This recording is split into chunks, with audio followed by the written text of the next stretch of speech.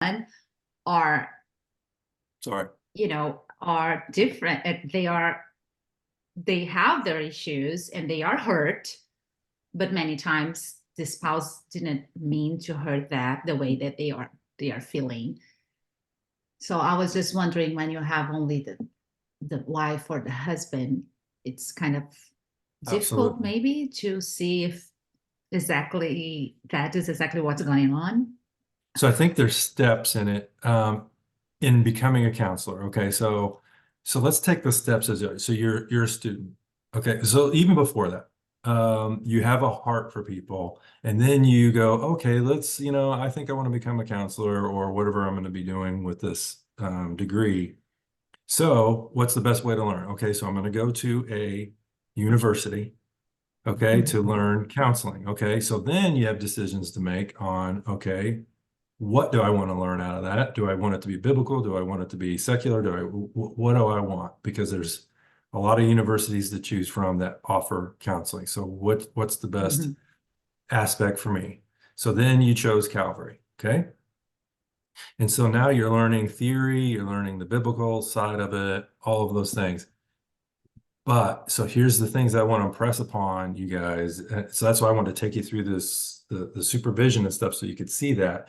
But even before you get to that part, even before you get to the internship, all that stuff too, we have to understand everything that's inside us and how we react to things and know ourselves, our own past. Did we have trauma? Did we have all of these things? What's going to arise in us in the counseling room that's going to taint our understanding or um, our picture of what's going on, right? So what inside me is going to bring me to a decision about what's going on with them. See what I'm saying? So understanding Mhm. our own, and so there's words like transference and countertransference, that you learn in counseling that you have to deal with. So countertransference is how they project their feelings onto you. Remember we were talking about the two chairs, and Casey Mhm. was saying, well, I would want to use a chair and not have her practice on me because I don't want her projecting Mhm. the issue onto me. Okay. So that's countertransference. So transference, or no, that's transference. I'm sorry. Countertransference is what you feel going back, right? So Mhm. something that brings up a feeling within me that the counselee has brought up. Does that make sense? So I have to Mhm. be Yeah. aware of all of those things that can happen within that and have worked through a lot of those things on my own before, right? And if I haven't, then I need to understand it and then work through those things. So I don't have my own Mhm. view of. So that's what I'm saying. We got to Mhm. take ourselves out of it and be able to ask the questions. So this is just how I do it, right? So being able to ask questions that allows them to think through these things and come up with things on their own of how they feel about it and go down. So they call these things handles. So if I have an emotion that comes in from them, I want to take hold of that. If they even say a word, I want to take hold of that word and understand what they mean by that, right? Mhm. And just ask questions so that I can understand the situation better and things like that. What do you think, Tara? Yes, like the way we see couples is we do the couple together, and then you have individual counseling with each of them, at least one session, if not more, if there's other issues that need to be addressed before even coming together as a couple. But, in that, it's like even in that individual time, it's to talk about them individually, like what responsibilities Mhm. do they come with, in order to work on the marriage as a team? What are things, Mhm. strengths they bring? Where are their areas of growth? But that is hard when they're coming to you Yeah. individually. Yeah, that's that my question is like, we have been through many not pastoral care, I would say, with couples, and it's easier for me when they are together because you can see what's going on. You can see when there is, she didn't mean that, or he didn't mean that. Like they are sometimes making a storm from a cup of water. I would say, I don't know if you have this expression. I have that in Portuguese. Sometimes I translate expressions from Portuguese. It doesn't make sense in English, sorry. And so it's when you have the couple, you can see what's going on. Sometimes it's miscommunication, many times it's miscommunication, and you're not expressing your feelings or not listening on all of this stuff. But I was wondering when in the morning when we had those stories that they only had the husband, or only you have the wife, and the spouse is not willing to come. So that is my question, because usually we have the couple, usually are members from church. They are, even though they are facing struggles, they both want to make it work. They want to get better as a couple. But when you have only one, I was wondering, okay, but now I only have one side of the story. How do I deal with that? Is that exactly what's going on? And I don't know. I think you mentioned that you are working with that person and you only can work with her. So Yes. Right. it's what you And can that do, right? Or passage comes to mind, what are the quarrels among you? It's, the desires that rage war within us. And there's a great, I hate to tell the author of it, but there's a great video of pink and blue beads that demonstrates that. And it's Charles Stanley. You can YouTube it, but it's a great video of just talking about like what is in us comes out, right? When we're living with each other, as a married couple. And I think it's a funny, humorous video too. So yeah. Thank you, Charles Stanley. Yeah, we kind of said that yesterday. What's in our heart comes out of our mouth, right? Yeah. So I hope that helps. Yeah. So, but it always gets back to Yeah. our self-understanding of things and understanding where we're at. Think about it this way. So think about how you've gone through your life, and there's stages in your life. Think about a couple also, that we have individual stages. So the husband and wife would go through stages of their lives, even at different times. Then you have stages of being a couple too, and maneuvering through all of those things. Right. So you're at a different stage in your life right now, right, Erica?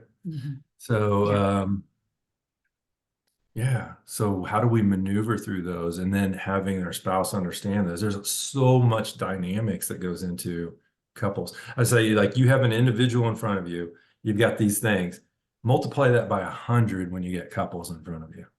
And of things that you got to watch, and how the dynamics within, even in the room with the couple. Because I'll ask a couple one question and I'll watch the other one, how they respond when the couple, when the other person is talking. I'll watch the other person, because man, there's a lot of body language you can watch in those things on how what they think of what that person's saying. A lot of body language, and what do you call that? Nonverbal communications and stuff. Yeah, good question. That help? That's the best. That's the best scenario. I wish they always would come together. Oh, because then I absolutely. think it's much more successful. Probably you can have more successful because both of them are willing to yes, to work on the marriage. absolutely. Okay, thank you for that. I appreciate that. That's good. Anybody else have any thoughts on the supervision this morning?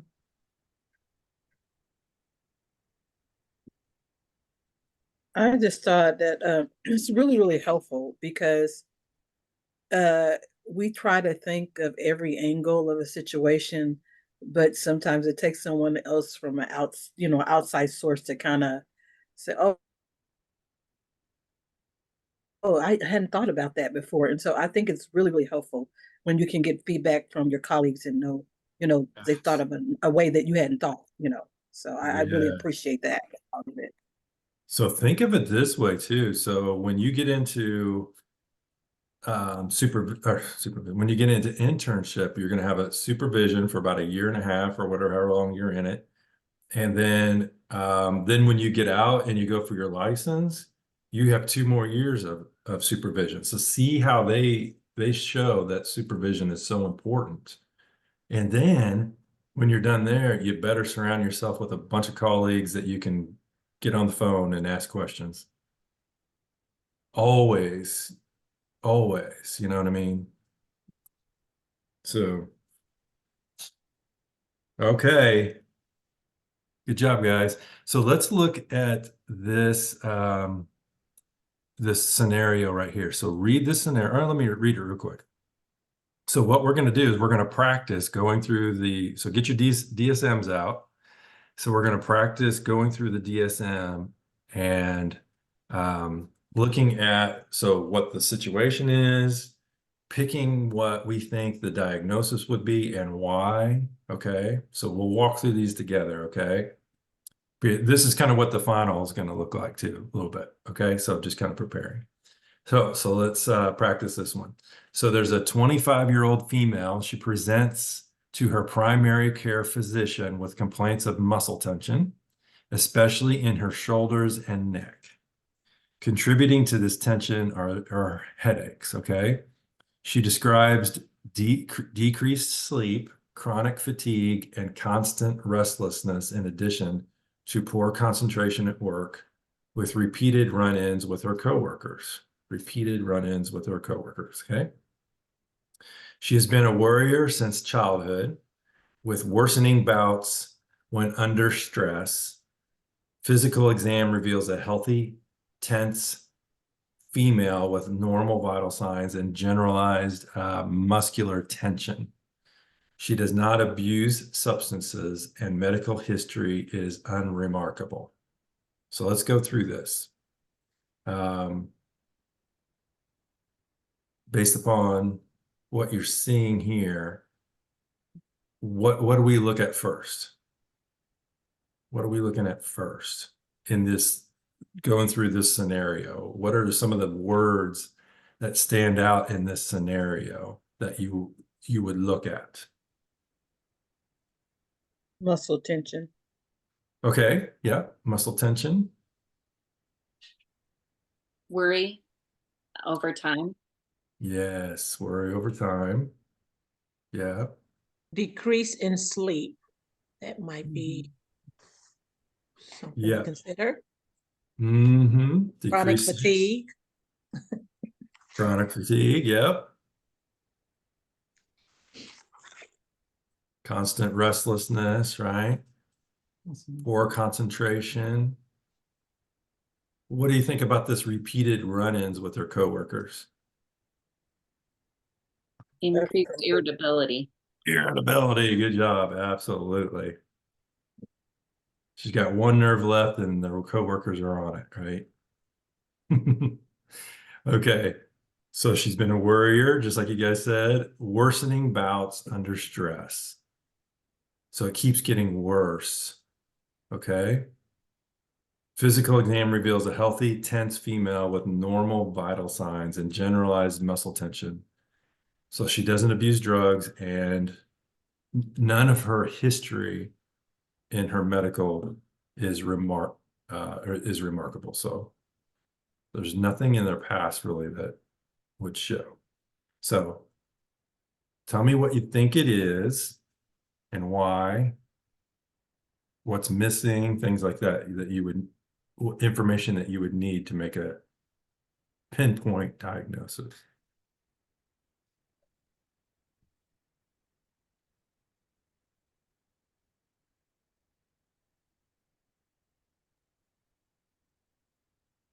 One thing would be, how is she with social interaction? Other than the work, we don't really see anything else.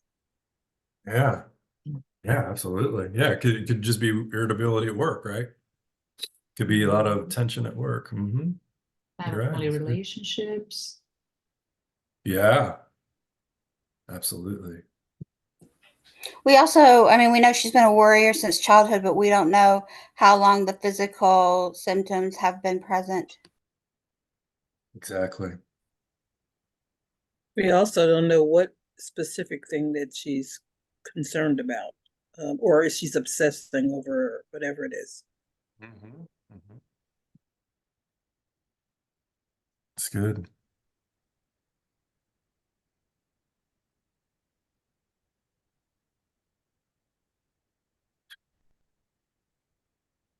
So does anybody have something they would diagnose her with?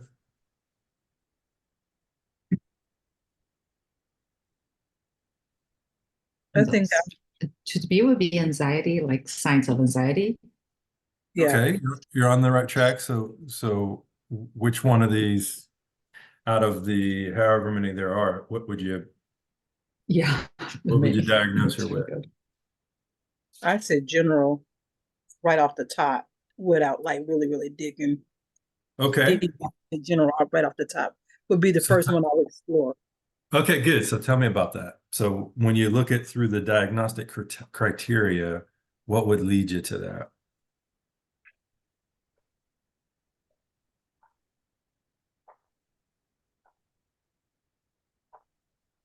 Mhm. Oh, you're muted. Yeah. I'm there you go. sorry. That's okay. I said I have to kind of find it in my book, but the one thing that stood out immediately to me was the muscle tension and Yeah. shoulder neck, the tensions, and then the tension headaches. But then the worry Mhm. tied into that definitely kind of points to that particular thing. Um, let's see. I would add to it too that there's at least 3 of the symptoms that are present in it, and that's part of what is the criteria for adults. There And you then go. it says for children, they only need 1, but this is a 25-year-old female. So there's at least 3 of those different things, that being like the restlessness, fatigue, irritability, sleep disturbances, and things like that. Absolutely. Good job. Yes.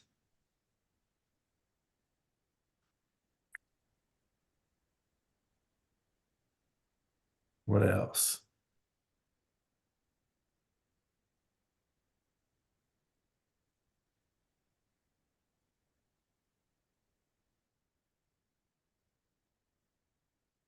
So You look wanna, at, oh, go ahead. Go ahead, Tara. you wanna know more about the sleep disturbance, like what's Yes. going on, what's, Yes. That's good. So let's say we are diagnosing her with general anxiety disorder. Okay. Um, so look at A.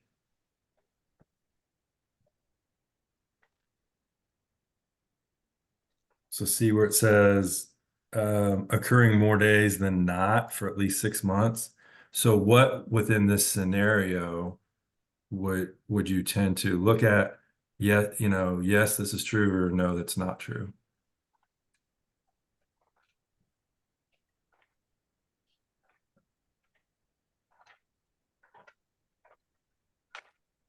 Well, we don't necessarily have the length of time that this Yeah. has taken place, so I think that would be something we'd have to explore with her.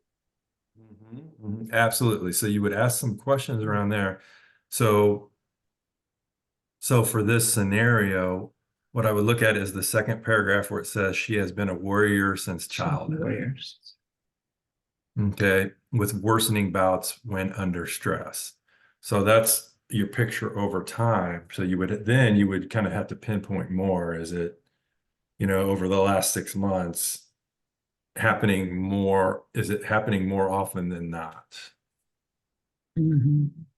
So you can see through this scenario why generalized anxiety is one of them is probably the most, because everybody has anxiety, but if it's Mhm.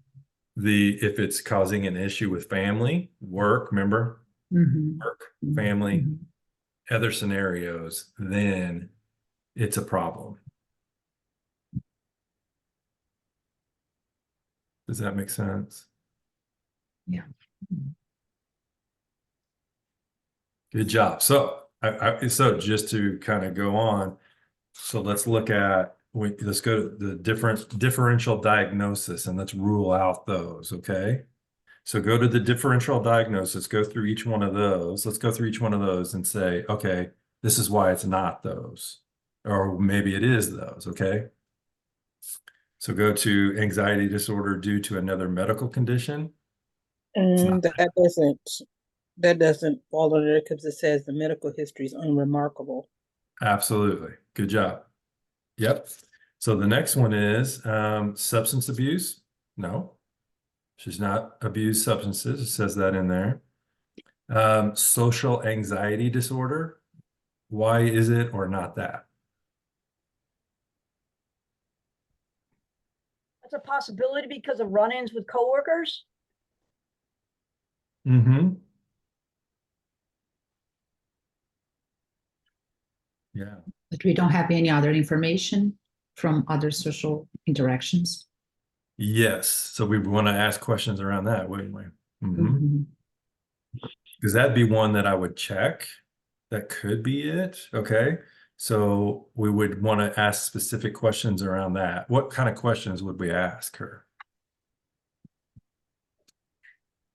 We would ask pretty much like, what is her relationship in other in different dynamics, whether it be family, whether if she have a church relationship, like who does she seem to be able to have you know, good communication with? Who does she get along with? Just kind of gauge what her different relationships and see if those same behaviors come into play when she describes these different relationships in her life.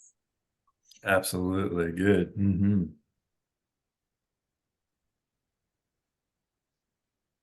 So here it says, individuals with social anxiety disorder often have anticipatory anxiety that is focused on an upcoming social situation. So it could be work, right? She's there 5 days a week, probably, you know, so that's more days than not. Okay. So, in which they must perform or be evaluated by others. So it could be this, right? Whereas individuals with general anxiety disorder worry, okay? So there's a key word in there, worry, whether or not they are being evaluated. So see, there's the difference in it. So there's those key words that we're always looking, handles, I would call them, right? We're always looking for those handles of things that are in these situations to pick the best scenario. Good job, guys. That's good. Separation anxiety. Doesn't really feel like that, right? She wants to be separated from her coworkers, it looks like. Okay, so we're probably going to rule that one out. Panic disorder. It's not going to be that one. She's not having panic attacks. Illness anxiety disorder. It's not going to be that because she's got a clean bill of health. Okay. OCD.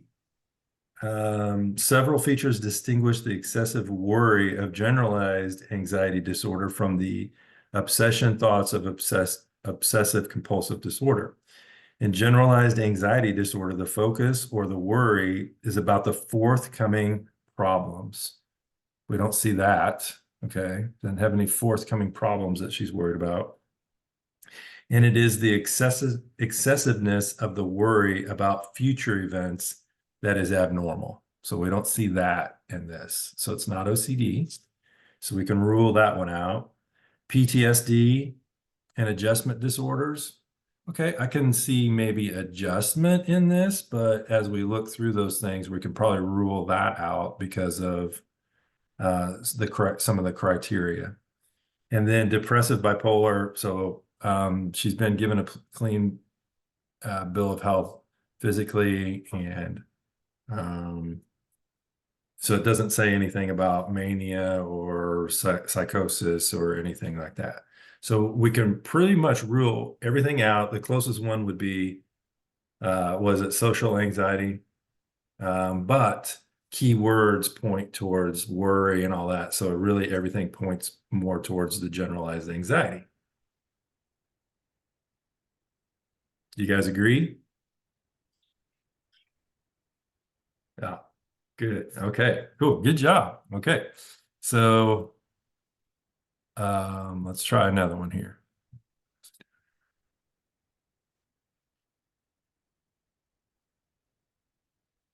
It's not going to the next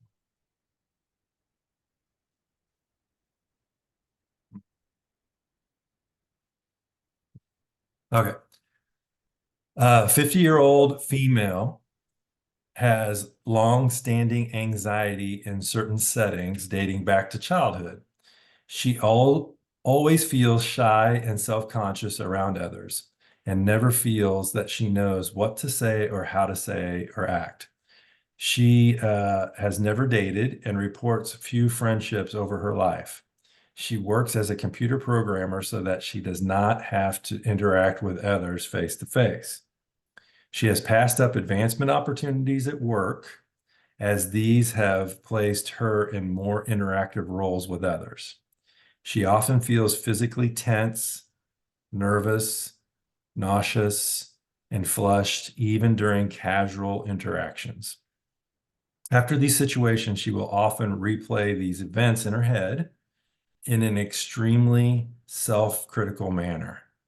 She spends most of her time alone and lacks social skills. She is sometimes described by others as odd or as a loner. She avoids almost all social situations. What you got? Definitely social anxiety disorder. I would go at that angle. So tell me about that. So I'm looking here at some of the diagnostic criteria here.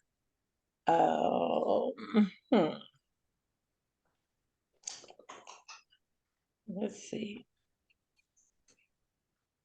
Sounds like that the any type of social interaction provokes fear and anxiety in her. So she definitely tries to withdraw from that type of environment. I'm kind of digging right now, looking. And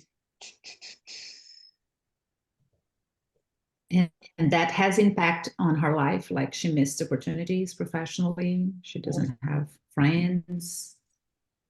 Yes, Erica, good. So one of my key foundation points, right? It's affecting her work and her life. So there's a problem, right? Good job.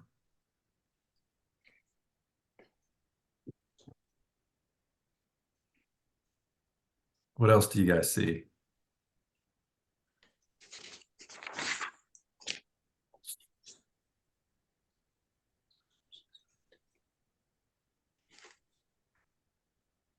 I think there's also like a lack of confidence. Mhm. It says that she's very self-conscious around others and probably afraid of judgment. Yes, absolutely. Yes, absolutely. I'm trying to glance over the scenario here because I see here where the fear and anxiety or avoidance is persistent, typically lasting for 6 months or more, but I'm trying to see if that's in here, how long she's had this. Good job. Yeah, look for the time. Yeah. We can Yeah, it says dating back to childhood, and Okay. it says that she missed opportunities in work, and of course Yep. that was probably a longer period. And it says long-standing anxiety. So Long-standing. Yeah. yeah, right there. Good job.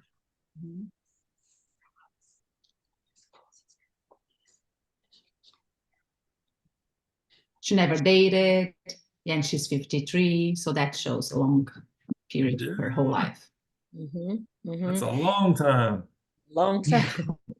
She also, it says here, the fear, anxiety, or avoidance causes clinically significant distress or impairment in social, occupational, or other important areas of functioning. So that is definitely goes along with her case. Would you also kind of explore for morbidity? Comorbidity, yeah. Yeah. Would you So what also are you thinking? explore maybe trauma? that would cause her to be reluctant to interact with people? Sure. Yeah. Mm. What kind of questions would you ask her? I would ask her about, since it started in childhood, maybe ask her some questions about her childhood and, maybe how people made her feel, or maybe she had a significant issue, where someone made her feel, terrible, and that caused trauma to make her not, to pull away from everybody at that point. Abuse or something like that. Yes. Yeah, absolutely. Good job. I would definitely ask those questions. So look at so let's look at this real quick. So you guys are right on the right track. Good job. But I want you guys look at the specifiers too. So whenever you are looking through and you're diagnosing somebody and you come down, okay, so I'm gonna go, okay, this is social anxiety. Okay. So then you want to look at what the specifiers are. So that'll be another criteria that you want to put in, not criteria of diagnosing, but an added thing that you want to put in your notes and stuff like that. Okay. So what do you see within specifiers that may help you? So individuals with the performance only type of social anxiety, performance only. Okay. Does that pertain to this person? Good. Yeah. Where it says she's passed up advancement opportunities at work. Okay. Yeah. As these would place her in a more interactive role with others. So it's not really, I mean, it could be semi-performance, but it doesn't sound like it's the performance of what she does. Okay. So that wouldn't be a specifier. Typically most impairing in their professional lives, but this is interprofessional, but it says is a musician, dancer, so it's where she's performing. But I don't really see it's more working with others. Okay. So then performance fears may also manifest in work, school, or academic settings in which regular public presentations are required. Individuals with performance only social anxiety disorder do not fear or avoid non-performance social situations. So I wouldn't include the social part as a specifier. Does that make sense? So Can it's you not public speaking. Go ahead. Yeah, Doug, because I'm looking at it, and when it includes her professional life, when it includes the public presentations, I don't know. So if it's not specifically saying as a musician, a dancer, a performer, athlete, is that why it excludes her?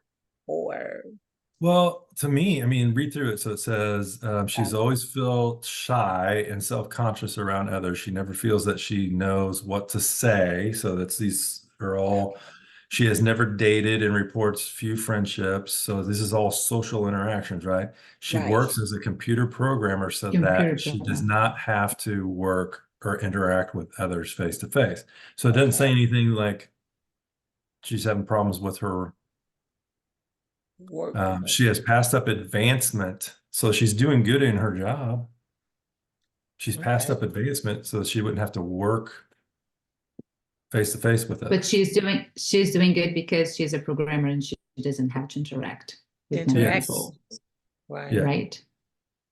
Yeah. Okay. So it doesn't sound performance driven. It just sounds social interaction.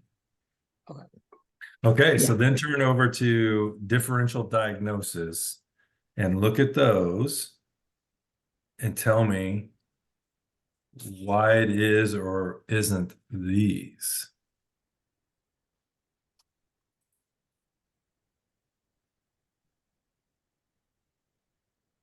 So look at the first one. Why is it or not that? I'm a little lost. Which page is this differential? Is it 233 if you're in the 221? blue. 233 if you're in the blue. 233. It says differential diagnosis down at the bottom. You see that?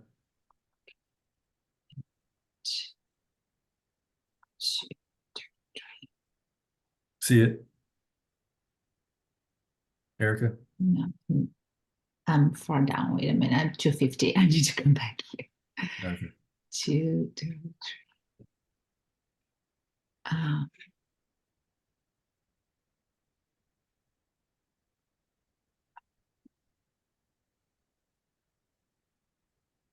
So tell me, you guys, why is it or not the first one?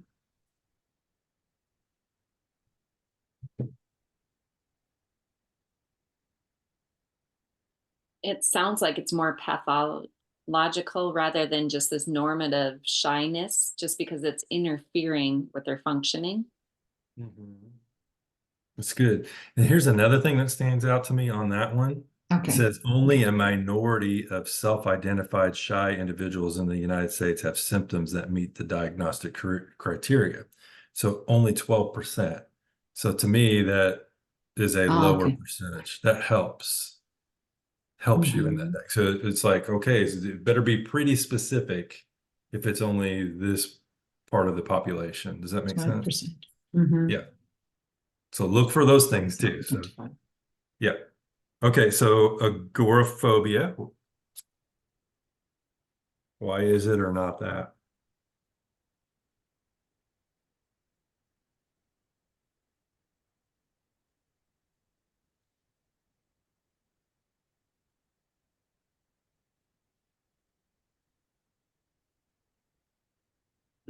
It's because it says that they fear, like it's more related with panic, and they fear like not having escape or not being safe. And her Yeah. issue is more related to social anxieties, like whereas individuals with social anxiety disorder are more fearful of scrutiny by others. Good job. Another one that I see in here too, it says, moreover, individuals with social anxiety are likely to be calm when left entirely alone. And that's what she wants. She craves that, right? Yeah. So it's not that one because she loves being alone. Agoraphobia Right. would be like panic even if she is alone, right? Yeah. Okay, so we can rule Because out that panic. would mean that you don't have help. Yeah, right? That Yes. would mean that you don't have help. Yes, absolutely. Yeah, absolutely. So we can rule out panic disorder. We can rule out, can we rule out generalized anxiety?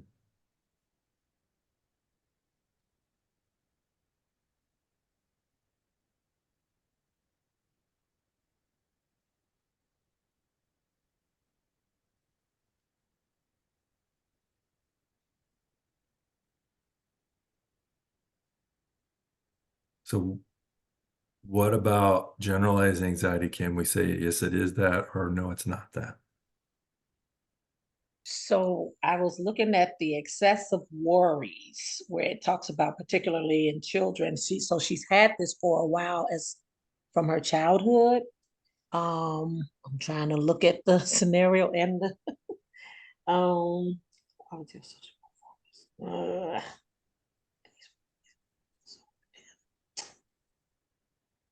I don't know.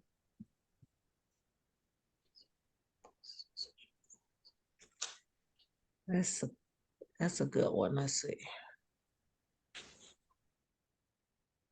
When you look at the worry about the social performance and the evaluation of others, I think it kind of eliminates this.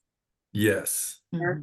Yeah. because general anxiety would be anxiousness in everything, right? Not just because she's cool on her own and there's no worry in her job or anything like that. So, yeah, good job.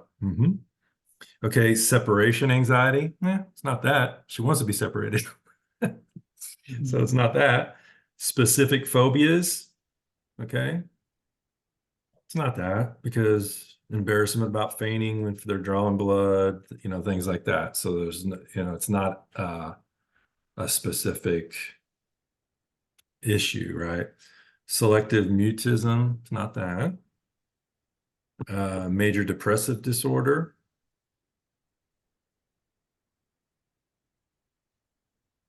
Why isn't it that?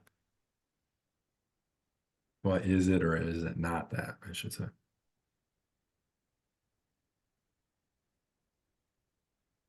We don't know what she's self-talk, you know, what is communicating, but it sounds like it's more just from others' evaluation. Good job. How about body dysmorphic disorder?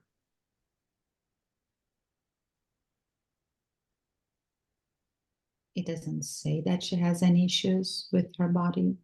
Right. Good job. It seems that's more the issue is about the evaluation of her performance, not about her appearance. Yes. So delusional. It's not delusional. Autism. Could it be that?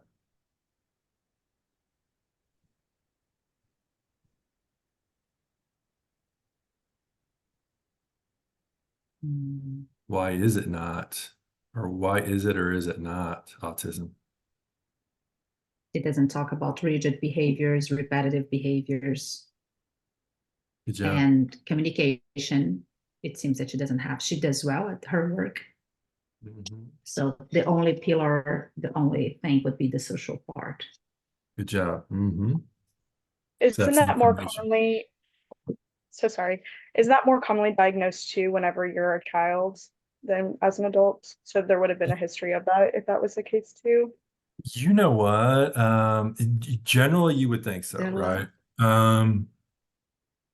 Now, But I- there are a lot I- of late diagnoses I have heard. yes, yeah. So even, we've had people that have come into the counseling center. I'm like, better check for autism on that, and have an assessment in that way. And it's been found that because the spectrum is, Yeah.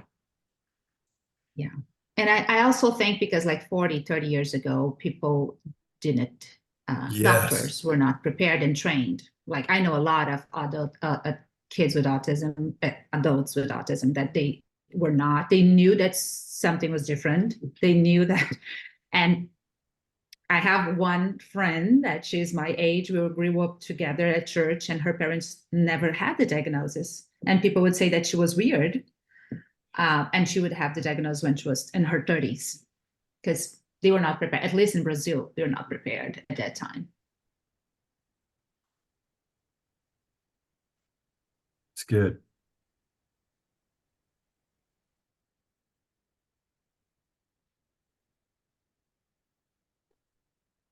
What else you got?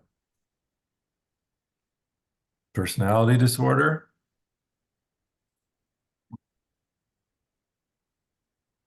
We haven't really done a lot of studying on those, so I do want to kind of go through some of those because those are kind of big. So anyway, good job. So it is social anxiety, but see the process that we need to go through of eliminating, but you guys did a good job on this because you remember the horses versus zebras. Everything you see in here would point towards social anxiety, right? So that's the horse. And you're eliminating all those other things. Good job. Okay. Let's look at this. One more. So a 32-year-old man presents describing an intense fear of germs. He continually experiences thoughts about contracting an illness by coming into contact with things in the environment, such as doorknobs or seats in public places. His intense fear of germs has resulted in repetitive hand washing.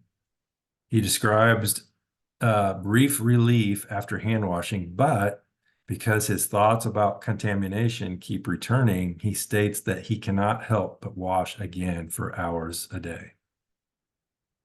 Both of his hands are red, raw, and cracked, and he had to leave his job because of his fear of sitting down in public places. He has been taking a serotonin reuptake inhibitor since age 26 without any appreciable effect. So it's not helping him at all.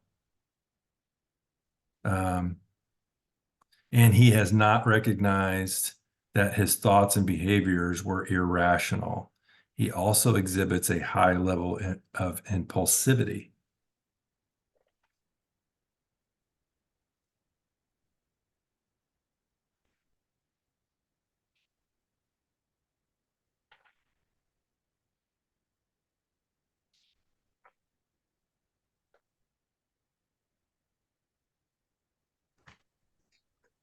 Would that be obsessive compulsive disorder? Would it? I think it describes but I have to get over there to look at all the info, but that's what it sounds like. So let me get over here. Okay.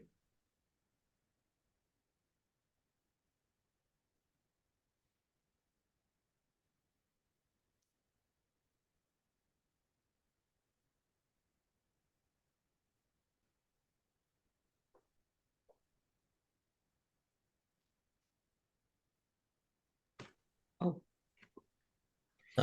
One criteria I see is continuously or repetition of washing hands. That's a repetitive behavior Mm-hmm. that we see. yeah. Yeah, I looked at looking at it, OCD is characterized by the presence of obsession and or compulsions. So that kind of goes along with this particular person. Okay.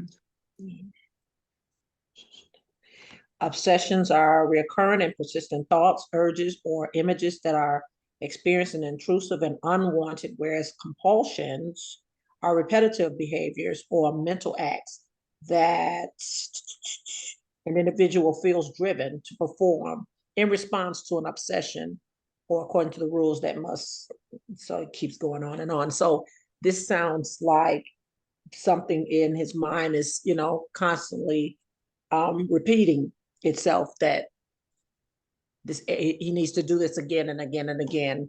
So I'm kind of thinking we're on to something here. Mm-hmm. I would wonder why he's on SSRI. Is it due to anxiety? Are there, what are the side effects? Does this come from that? Because how long has this behavior compulsion? And I don't think it says. Well, at least 6 years, right? At least. Right. Because if he's been taking serotonin reuptake inhibitor since 26 and he's 32, so that and maybe just and probably diagnosed first with anxiety or something, right? Because this is saying there's no appreciable effect. To me, that means it's not working.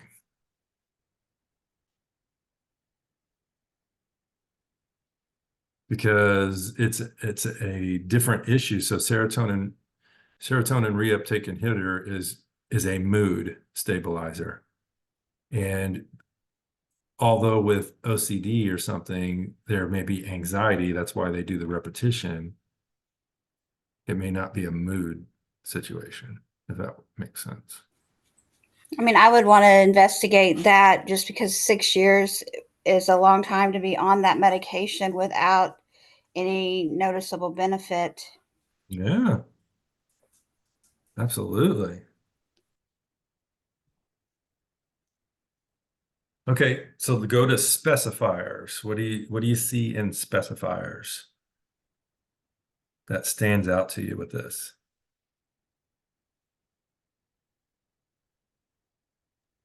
Just one question.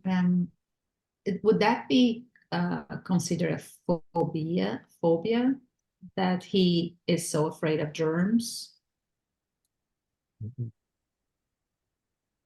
The fear of germs? Or not? That is So, also what I was thinking too, because it says that his intense fear of germs resulted with the repetitive washing. So I don't know if there's like Yes. a adjunct. That's what I So was like the thinking about cause, too. yeah. Like that was a significant event Could- in his life that because of that fear kind of translated to those types of things. so you guys tell me, why it would be or would not be that.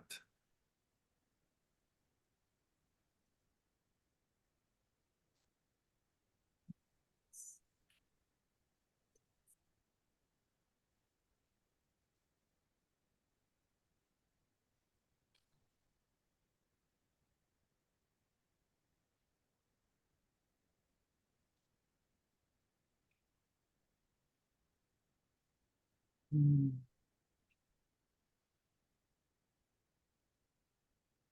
So if you look at phobias and stuff, Phobia, I'm trying to find that. so when you look at phobias and everything, and he says he has an intense fear of germs resulting in repetitive hand washing, right? Why would it be a phobia or not be a phobia? With all the other stuff. Because it's a marked fear or anxiety surrounding a specific object or situation. And it always provokes immediate fear and anxiety. What does? This idea that he's going to get sick, I think, is Sick. that contracting an illness. So you're talking a phobia? Yeah. Mhm. Yeah.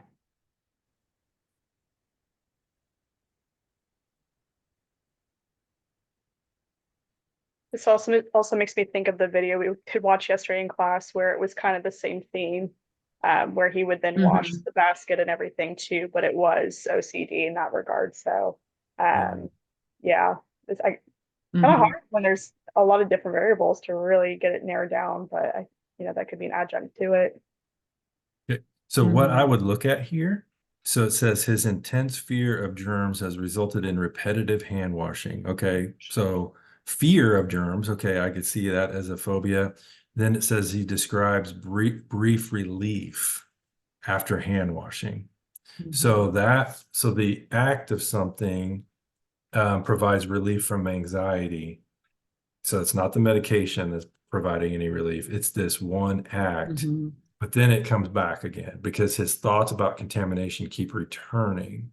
Keep returning. But he's getting brief relief Mhm. for a moment, whereas in phobia, you wouldn't. Does that make sense? Mhm. You wouldn't get any, Okay. yeah, it would always be a fear, regardless if you wash your hands or whatever. But awesome job on picking up on that stuff too. Because see why this is so it is hard to diagnose things. And you could have 10 people with 10 different diagnoses, right? So that's why it's just so Mhm. important to be able to read through, the DSM to eliminate and all of those things too. That's awesome how you did that. Now the part where it talks about him taking the serotonin for Mhm. mood, could that be like a corroborative Comorbidity. maybe, yeah, could he have like depression or depressive disorders? I mean, depression. So go to the section and read through that for me, okay? So let's do that together. And we probably won't spend as much time on this. I just want to, in the future, but I just want to really dive down into, let's look at all the aspects of each one of these, what are the things that we have to rule out? Where do we go to? Do we include something else? So go to comorbidity Mhm. and tell me what you think. Should we diagnose him with something else as well? Or can we even rule out OCD because of this comorbidity? It looks like it's at 76% have panic disorders, general anxiety or social anxiety, generalized anxiety disorder, and specific phobia, or depressive or bipolar disorder. So there's quite a few things that are pretty high up there for depression, and so those are pretty good amount of things that Yeah. could be tagging alongside with the OCD. Mhm. And just, I maybe- was just thinking about the mood, because he was on something with Yes. the mood. Absolutely. So, I mean, that's perfect. So let's look at that going, okay. If maybe he was diagnosed with OCD or something in the past, or maybe he wasn't diagnosed with it and he was diagnosed with anxiety. So they've got part of it, but they never gave him the any skills to or CBT training or anything to overcome the OCD. So maybe they missed part of. So maybe they just think, oh, he just has anxiety or whatever, and they're giving him medication for that. I think you'll get that from a lot of psychiatrists. So like that is like, let's just give him medication and see what happens, right? So, but it's been 6 years that he's been on this, and he hasn't been diagnosed with anything else on top of that. So, yes, so good, you're on the right track. So 76% have something else, some form of anxiety that goes along with it. Or depressive or bipolar disorder, 63% for any depressive or bipolar disorder, with the most common being major depressive disorder at 41%. Why is that, right? So 50% of the time with anxiety, they can be diagnosed with depression too. So a lifetime diagnosis of an impulse control disorder, 15%, 56%, I'm sorry, or a substance use disorder, 39%. So there's a lot that could go along with what is causing it. So then you have to go back to, so a 32-year-old man presents describing intense fear of germs. When did this start happening? Has it happened all his life? Onset of OCD is usually later than for most comorbid anxiety disorders, with the exception of separation anxiety and PTSD, but often precedes that of depressive disorders. So what are we reading right there? Tell me what that just said.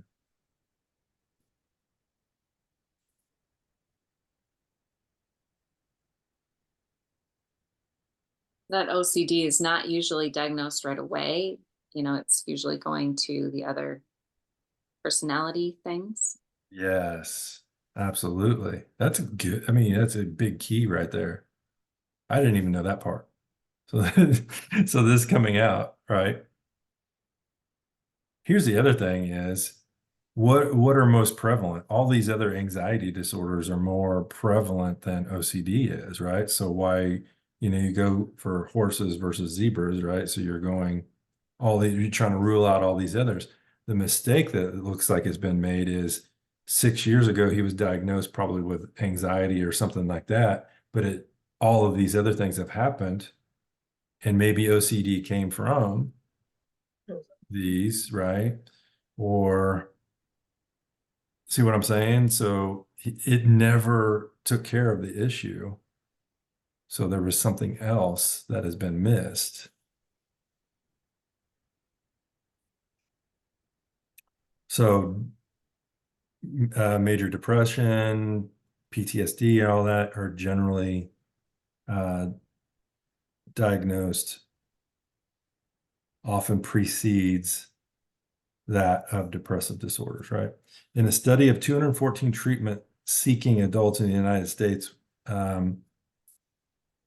with OCD at intake, comorbid obsessive compulsive personality disorder was found in 23 to 32% of the individuals followed. Let's find that. Look for OCD as a personality disorder. And that's on page 771 if you got the blue book. So somebody read that, okay, when you get to it.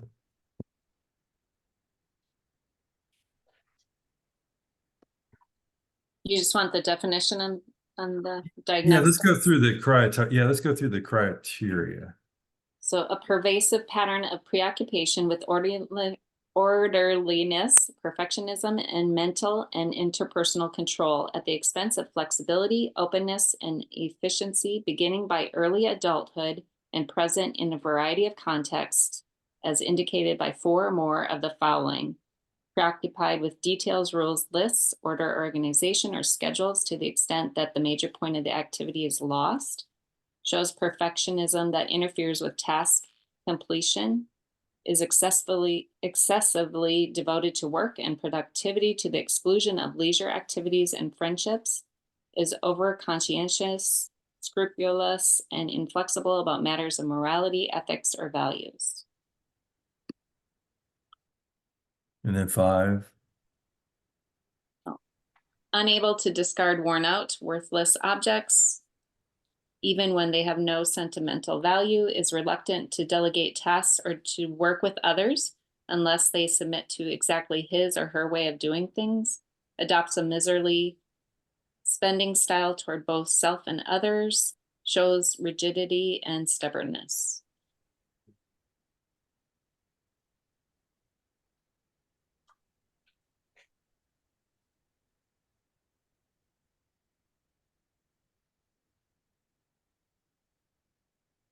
So as you look at differential diagnosis, go to that. It's on 774. So OCD personality versus OCD as a disorder. Okay, so let's look at that.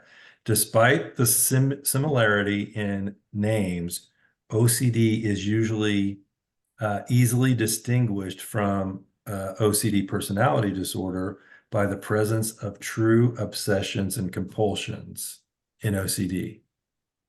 So you can rule out the personality disorder by what they're saying in here. When criteria for both OCD, personality disorder, and OCD are met, both diagnoses should be recorded. So he can move towards it becoming part of his personality, it looks like. So comorbidity, individuals with anxiety disorders and OCD have an increased likelihood of having a personality disturbance that meets the criteria for obsessive compulsive personality disorder. Even so, it appears that the majority of individuals with OCD do not have a pattern of behavior that meets criteria for this personality disorder. Many of the features of OCD personality disorder overlap with type A personality characteristics. And these features may be present in individuals at risk for myocardial infarction. There may be an association between obsessive compulsive personality disorder and depressive and bipolar, and so on. So that's just where you just got to go and look at all of those situations, and does the criteria meet each one? So his criteria doesn't meet it as a personality disorder. I just want you guys to look at that to see the difference in it. So OCD, because this could be test questions on your licensing and stuff like that. So OCD has compulsion and what's the other?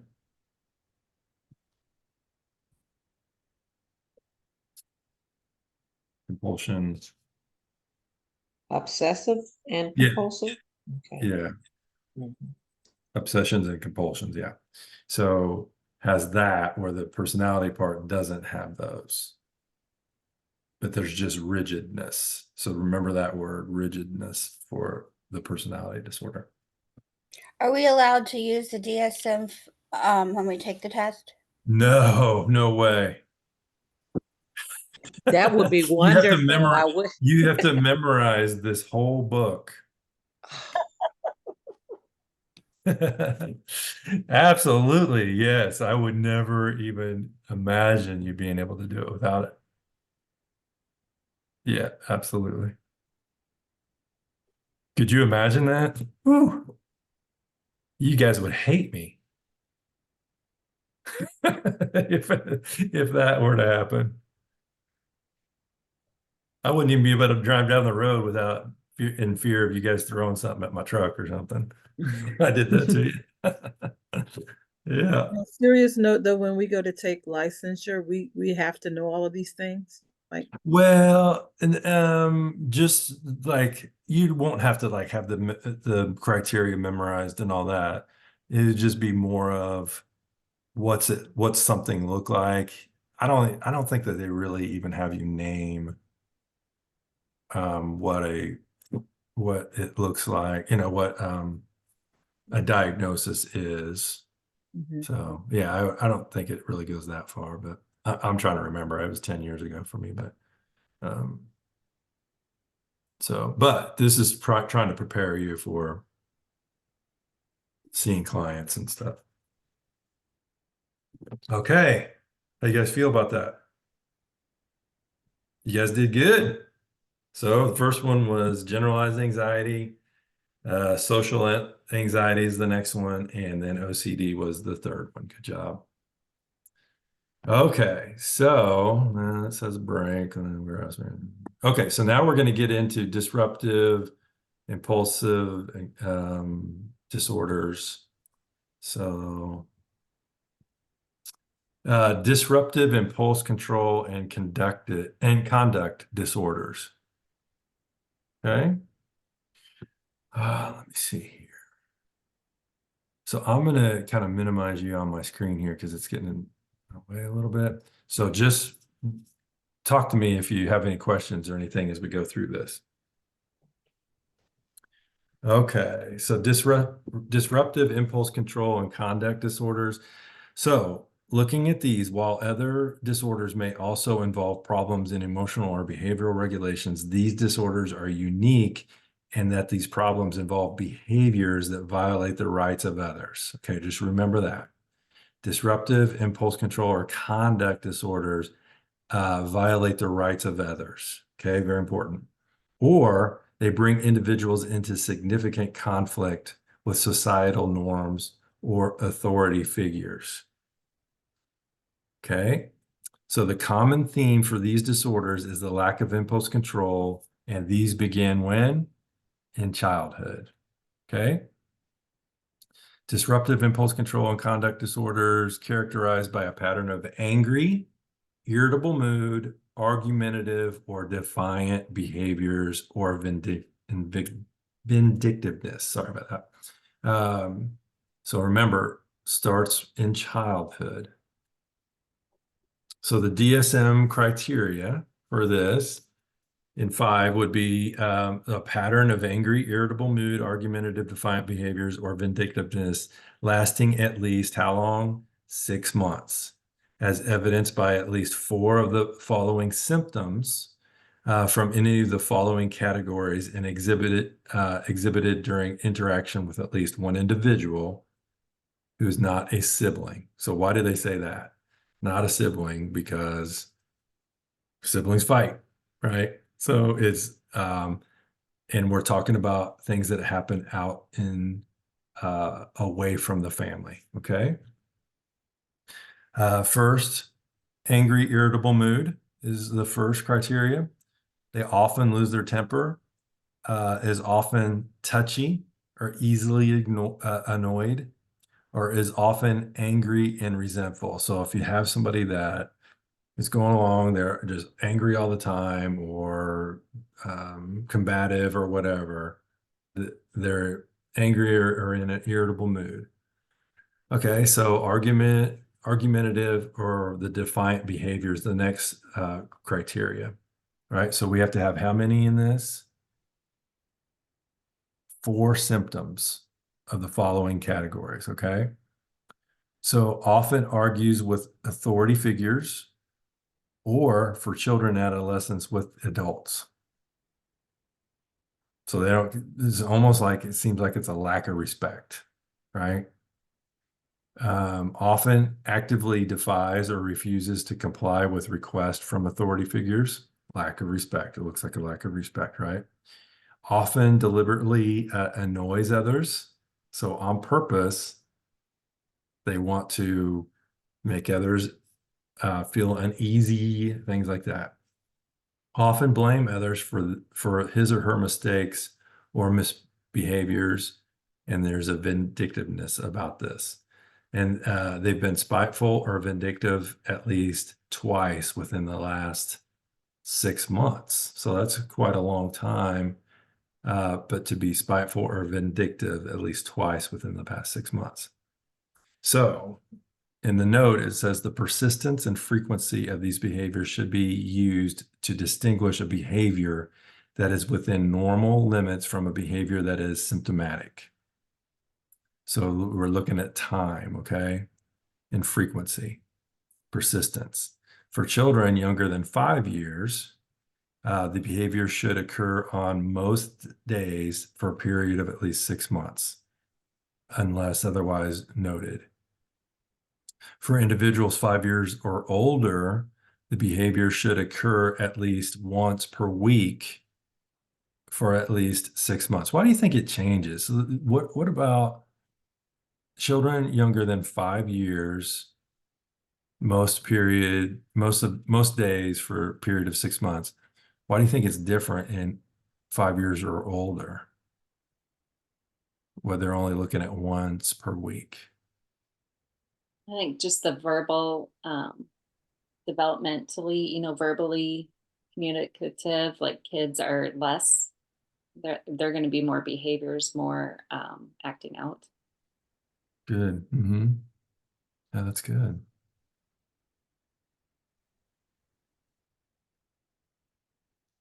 Anybody else?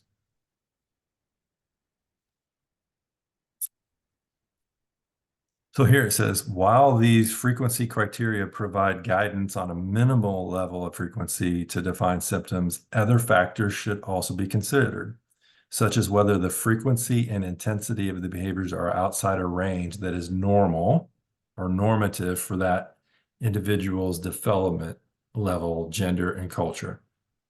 So a few things that come to mind with this for me. So when it says, such as whether the frequency and intensity of the behaviors are outside the range of the normative for their age, what about, so just think about trauma in somebody. When trauma happens, generally a person gets stuck in that age range of emotion, all of those things. Even as an adult, they could revert back to that age because they haven't advanced. So just think about that as well. As you're diagnosing and things like that, but you're diagnosing this in a kid. So the trauma would have been pretty fresh. But I was just pointing out things as an adult too. When trauma happens, they kind of get stuck in that age range. So B, the disturbance in behavior is associated with distress in the individual or others in his or her immediate social context, right? So that's what we always go for, family, all that stuff. Or it impacts negatively on social, educational, occupational, and other important areas of functioning. So remember, that's our foundation of what we always kind of look for in these. The behaviors do not occur exclusively during the course of a psychotic, substance use, depressive, or bipolar disorder. Also, the criteria are not met for disruptive mood dysregulation disorder. So then there's specifiers, right? So specify, so if you've diagnosed this, then we're going to specify it with either mild, moderate, or severe, okay? So mild would be the symptoms are confined to only one setting. So does it only happen at home? Does it only happen at school, work? Does it only happen with their peers, or does it happen with everybody, right? So moderate would be some symptoms are present in at least 2 settings. And then severe, some symptoms are present in 3 or more settings, okay? So that's how we would define the criteria, is how many settings. Any thoughts? Observations, anything?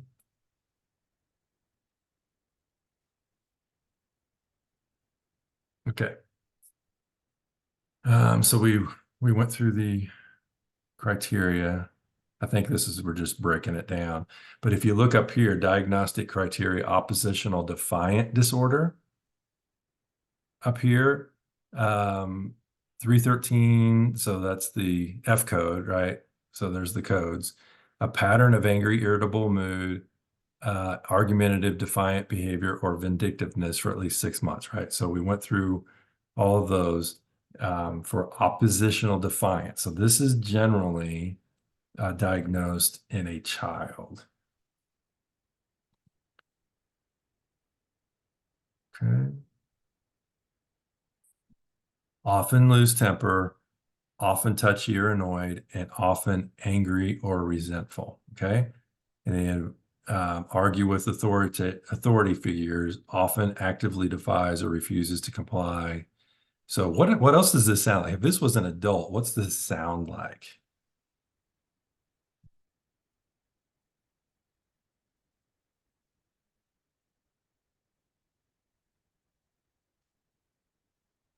It'd be a personality disorder, right?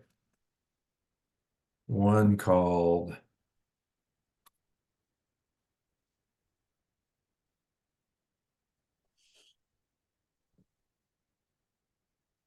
antisocial.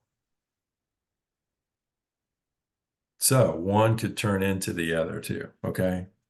So we'll look at those a little later. Okay.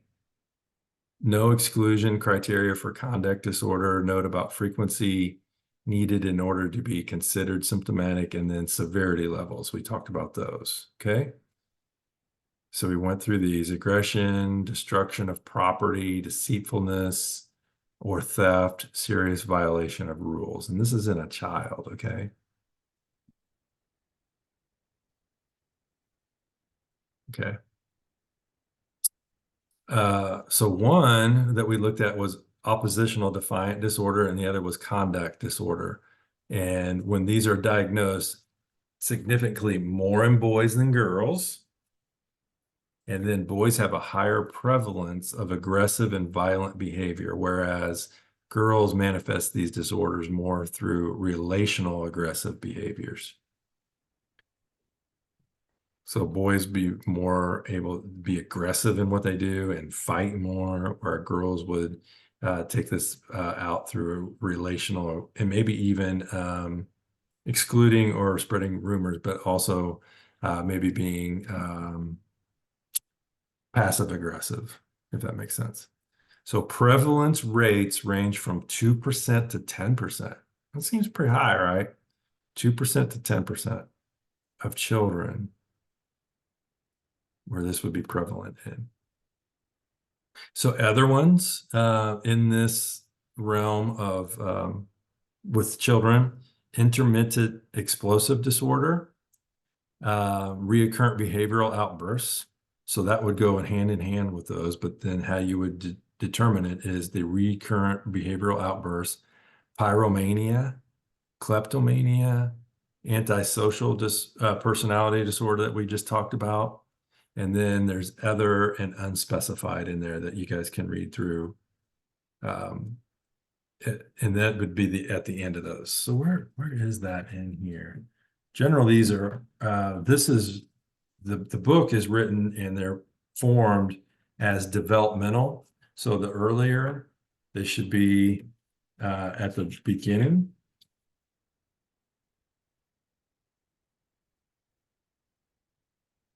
I have a question.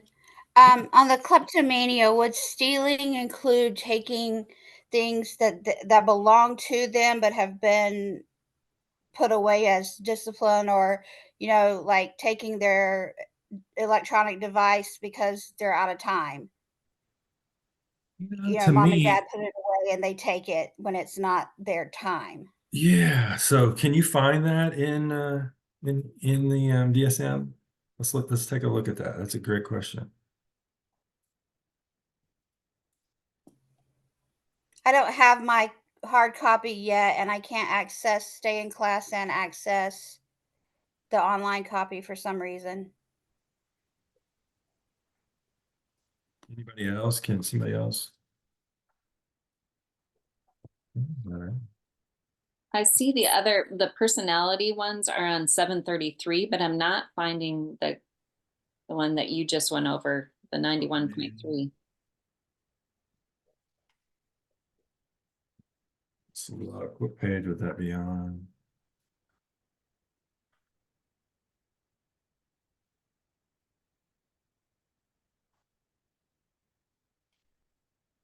It's 539. So that's gonna be 539.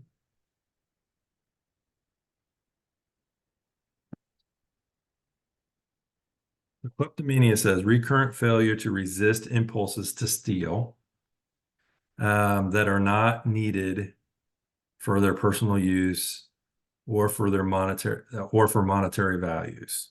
So it's just impulses to steal objects, increasing sense of tension immediately before committing the theft. And then pleasure, gratification, or relief at the time of committing the theft. The stealing is not committed to express anger or vengeance and is not in responses to delusion or hallucination. The stealing is not better explained by conduct disorder, a manic episode, or antisocial personality disorder. To me, it's like kleptomania could it be part of what you were talking about? Yeah, I think so. But go ahead. But here is saying that it's not needed for personal use, and that in that case, if they Oh, yeah, want to good get catch. like Yeah. iPad or some electronic, that it's because they want to use it. Oh, it's a good point. It's Yeah, that's a great theirs point. already. There you go. Good job. Yeah. Yeah, absolutely. So to me, the stealing it back, if it is theirs, is more oppositional defiant or something like that. Mhm. Yeah. Good Because catch. Good job. there would be like expression of anger and vengeance too, because it was taken away from them, Yes. and that's not the Yeah, case. Yeah. absolutely. Good job. So conduct disorder, using a combination of neuroimaging, physiological, and observational tools. This person explores the development of emotional empathy in children at risk for psychopathology, such as children with conduct problems and those with social anxiety. Well, I guess this was just saying this person explores through their developmental age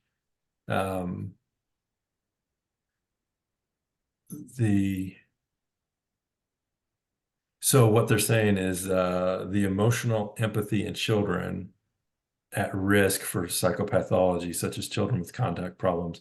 So what they're saying is less empathy in them, right? So as you're talking to these kids, is there less emotional? What's the emotional disturbance? Is it mostly anger? No sense of empathy, no sense of, like if they're stealing or whatever they're doing, there's no empathy for the other person. They're doing it for their own gain, if that makes sense. Okay, so let's look at this. So let's take a little break here. So it is 10 minutes after 12. So you guys want to just do half hour? Is that good? Mhm. So let's do half hour.